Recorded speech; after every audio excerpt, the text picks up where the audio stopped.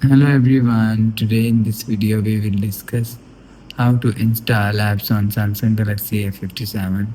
Let's start the video. First of all, go to app library. Here click on Play Store app.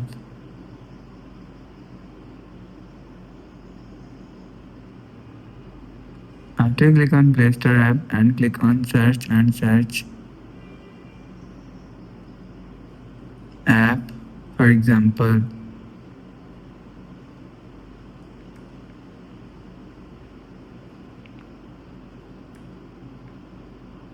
and search for example Timo app.